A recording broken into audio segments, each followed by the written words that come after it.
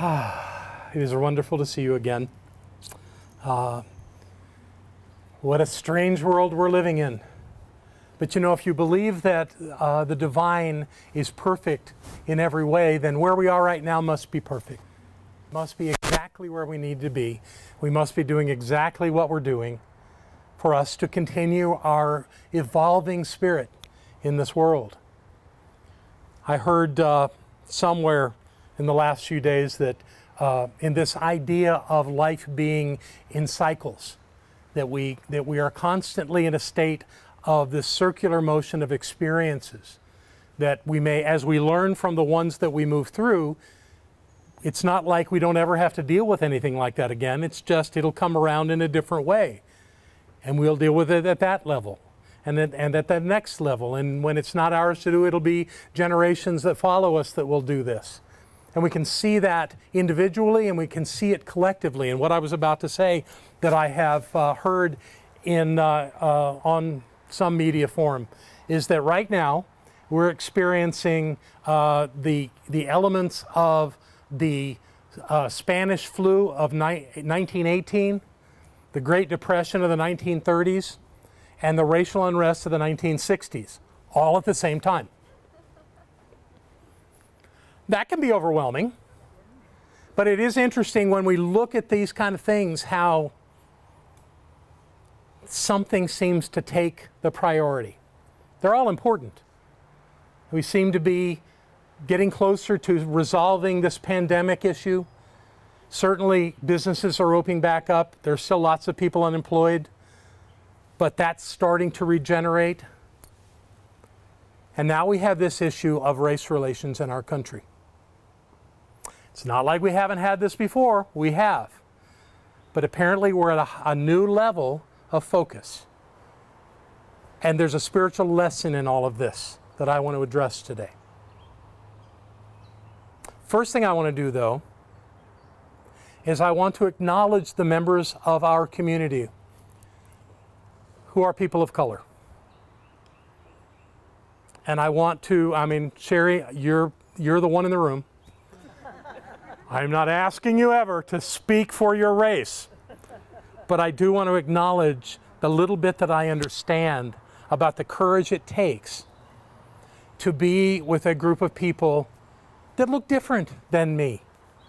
I've only experienced that maybe one time in my life, but I know people of color in this country are experiencing it all the time. And I just want to acknowledge your courage.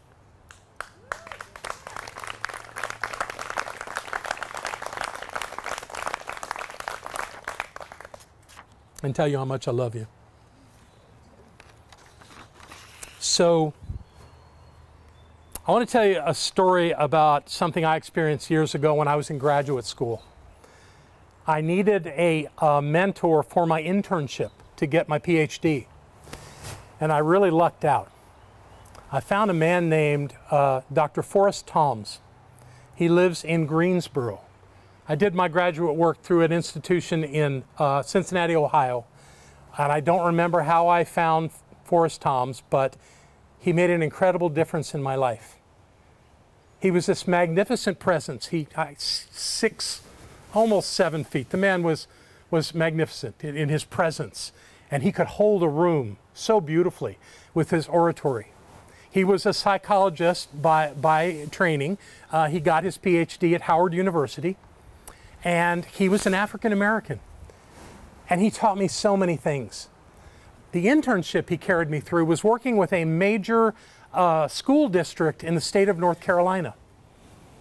And he and I and a handful of other people went and did research within this school district. And then we presented to them, to their principals and administrators and key officials and some classroom teachers, what we had found and what we had learned from that. And we learned some interesting things.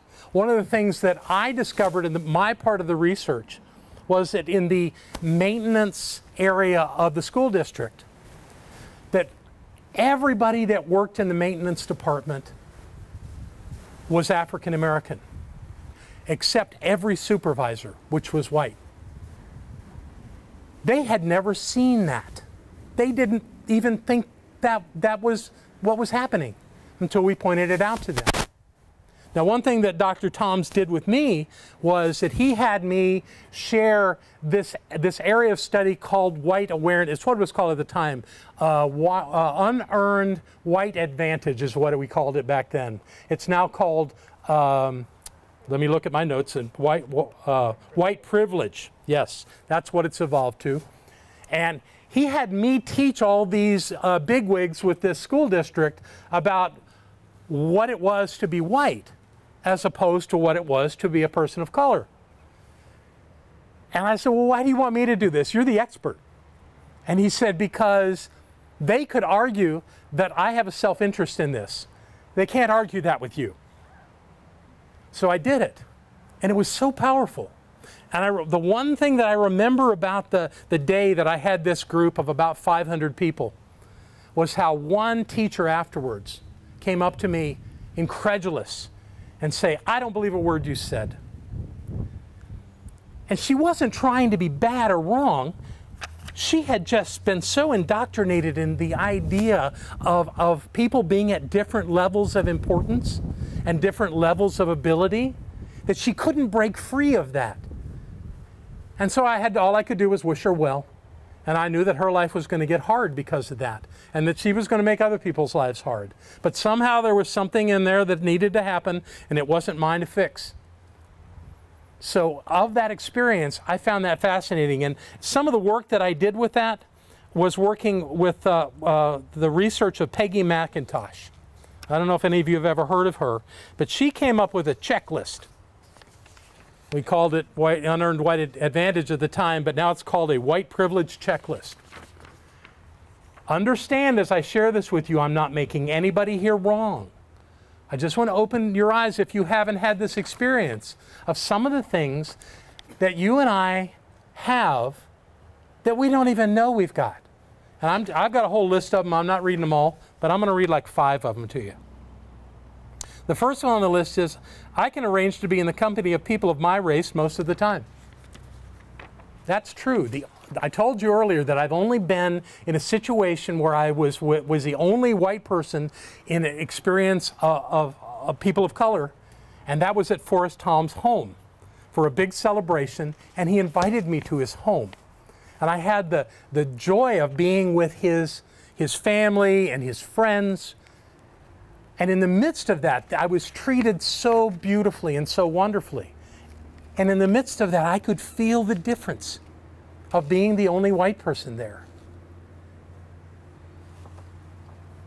People of color don't have that. If they're going to be engaged in this society, they're going to interact with white people. It's just the way it is.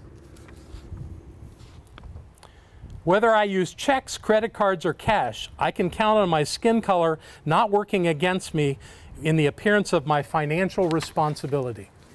Now, you might say you would never do that with anybody, but trust me, people do. I am never asked to speak for all of the people of my racial group.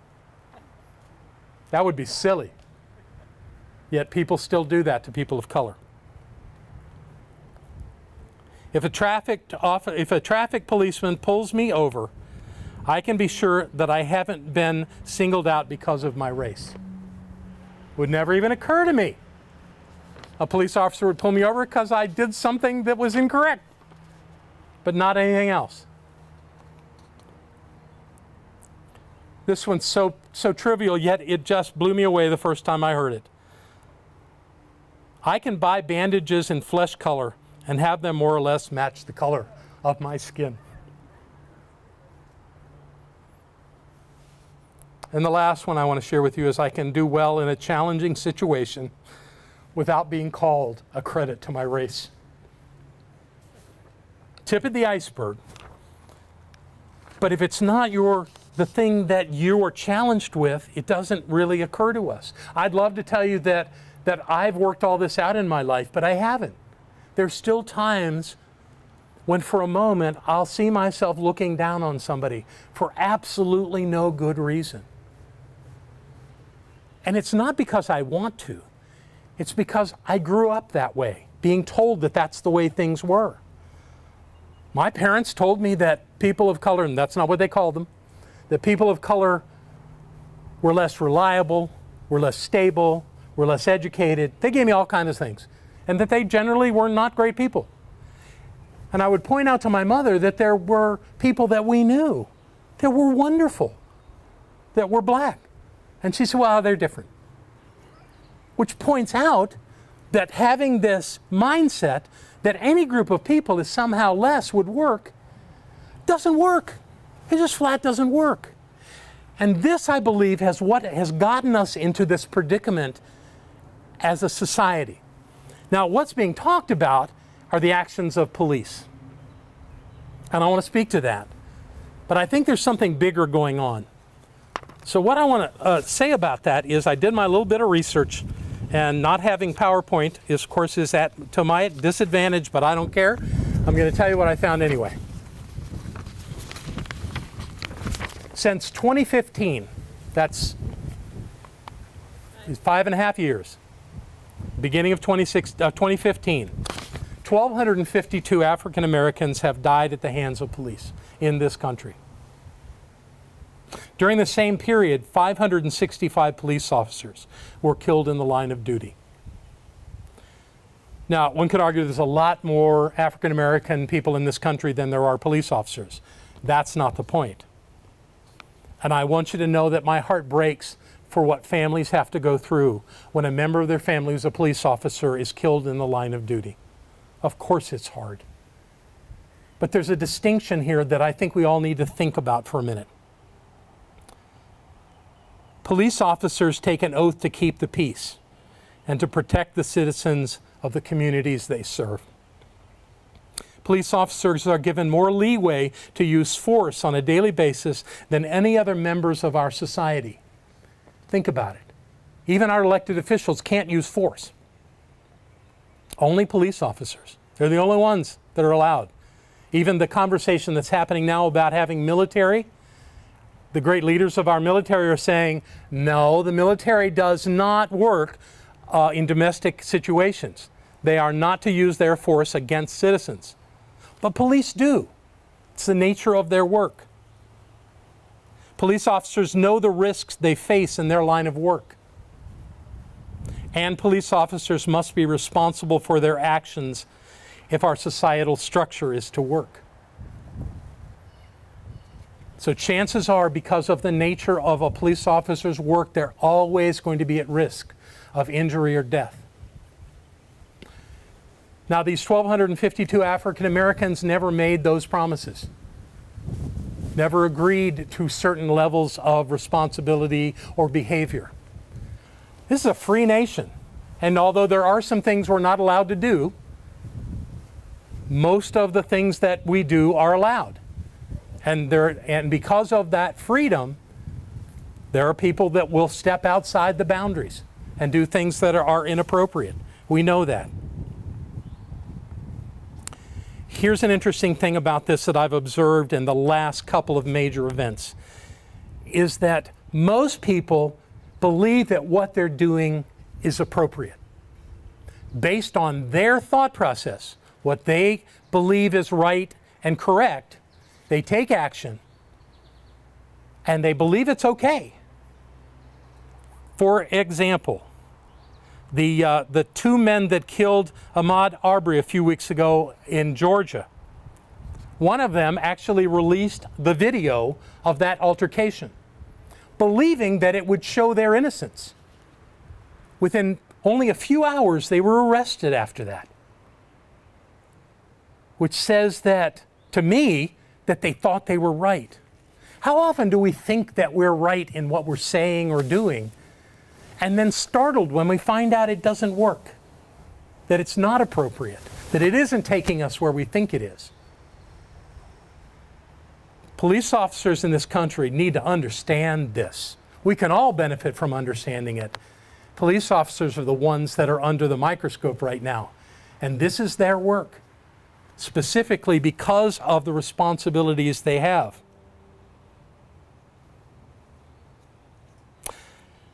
Mr. George Floyd and all the others that have been killed before him have brought us to an opportunity to create new understanding in our lives. Now, it'd be really easy to say this is all the police's fault and that that's where the responsibility lies, but I don't believe that. I think that we as a society are all involved in exploring this and looking at this and seeing, not through judgment, but through the clarity of our being. That we all have a responsibility and we all fall short. I fall short. I think I already said that. I'll say it again. I fall short in my life. There are times when I look down on somebody and it's never right and it's never okay.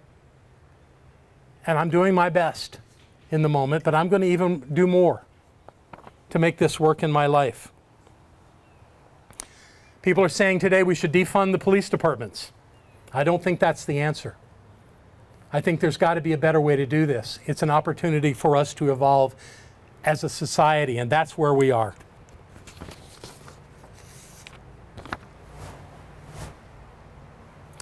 You know how every Sunday we sing the peace song? You know, for a while we tried not to sing the peace song, and people went crazy. They did. We had people saying they would give us money if we would please sing the peace song. Well, we didn't take their money that way, but we did realize that it was important to people. And you know that we changed some of the words of that. Probably shouldn't be saying this on a recording, but the truth is that we did. We made it present tense. Yes, there is peace on earth, and it has begun with me. No sense in wishing that it would show up and hoping that I'm the first. The truth is that we must know it exists right now and that we're in the midst of it. In the same way that we do that we claim peace and claim that we are creating that peace in ourselves, we need to do this work. We need to do this work to get out of judgment of anyone and everyone in our lives. And I believe the science of mind is the perfect place to learn this and to adjust to it. It's a place that says that God is in the midst of everything, in every soul, in every life. Everyone is divine. Everyone is important. Everyone has meaning. And it doesn't matter that we can understand. It doesn't matter that the vibration of the lives of others don't match ours. That's not what's important. Oneness does not mean sameness, and our focus needs to be oneness. Because we're not the same, and that's got to be okay.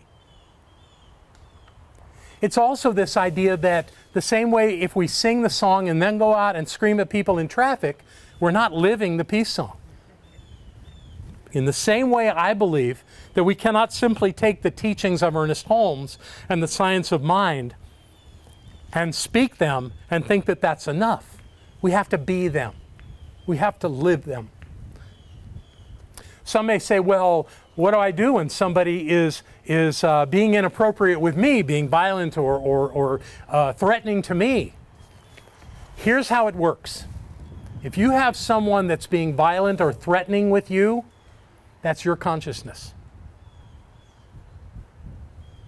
It's your consciousness, and that's not blaming, that's empowering you to know that you can shift your environment at any moment. If you're afraid, it's like you're a magnet drawing problems. Don't be afraid of people. See the God in people. I've actually been in circumstances where I couldn't see the God in someone, and then I found it. They completely changed. But not really. I changed because I could see them differently. So I invite you, with a grouchy neighbor or someone in traffic or someone in the grocery store, especially someone that doesn't look like you,